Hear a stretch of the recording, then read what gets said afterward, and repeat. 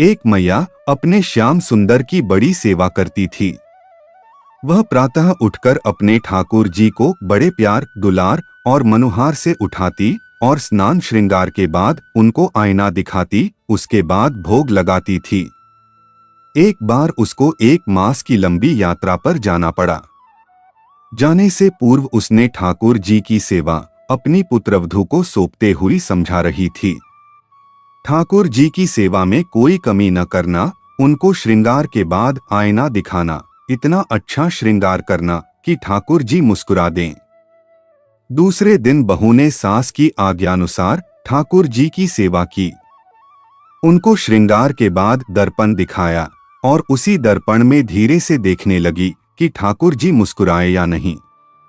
ठाकुर जी को जब मुस्कुराता न देखा तो सोचा श्रृंगार में कमी हो गई होगी।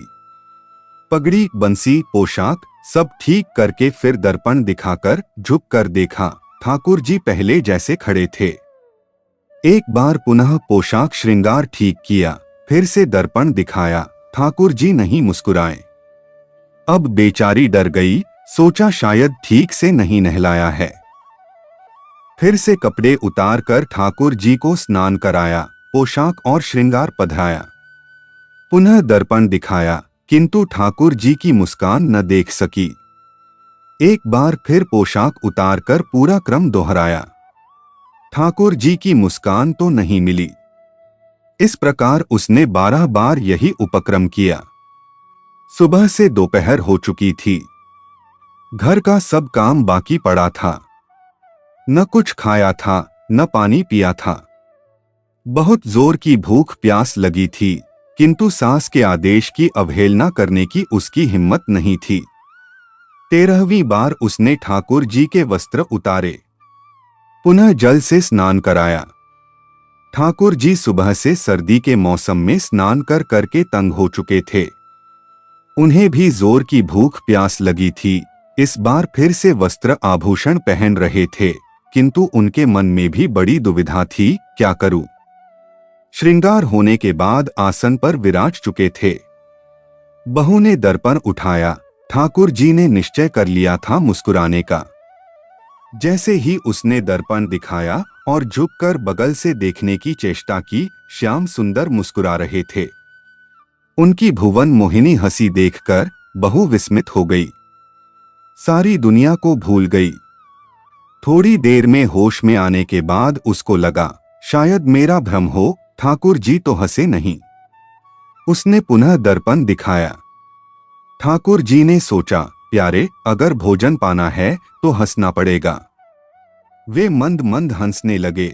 ऐसी हंसी उसने पहले नहीं देखी थी। वह मंदहास उसके हृदय में बस गया था। उस छवि को देखने का उसका बार बार मन हुआ। एक बार फिर उसने दर्पण दिखाया और ठाकुर जी को मुस्कुराना पड़ा। अब तो मारे खुशी के वह फूली न समाई, बड़े प्रेम से उनको भोग लगाया और आरती की। दिन की शेष सेवाएं भी की और रात्रि को शयन कराया। अगले दिन पुनः उसने पहली बार ही जैसे ठाकुर जी को स्नान करा के और वस्त्राभूषणों को पहनाकर सुंदर श्रृंगार करके आसन पर विराजमान किया और दर्पण दिखाया। ठाकुर जी ने भी कल की घटनाओं और भूख को याद किया। ठंडे जल से 13 बार का स्नान याद करके ठाकुर जी ने मुस्कुराने में ही अपनी भलाई समझी। उसने 3 बार ठाकुर जी को दर्पण दिखाया और उनकी मनमोहक हंसी का दर्शन किया।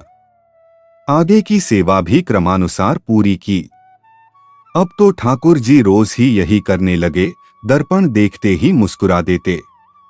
बहू ने सोचा शायद उसको ठीक से श्रृंगार करना आ गया है, वह इस सेवा में निपुण हो गई है। 1 मास बाद जब मैया यात्रा से वापस आई, आते ही उसने बहू से सेवा के बारे में पूछताछ की।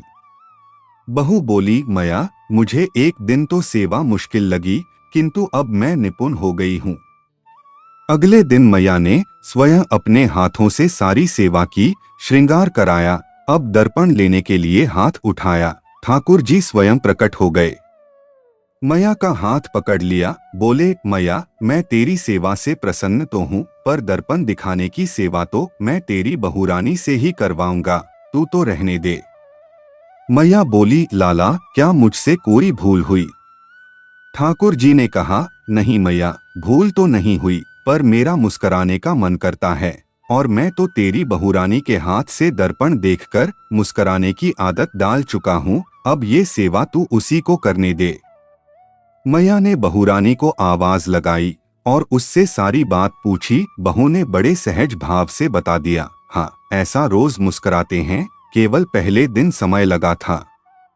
मैया बहुरानी की श्रद्धा और उसकी लगन और ठाकुर जी दर्शन से अति प्रसन्न हो गई। उसे पता चल गया कि उसकी बहू ने ठाकुर जी को अपने प्रेम से पा लिया है। मैया अपनी बहू रानी को ठाकुर जी की सेवा सौंपकर निश्चिंत हो गई।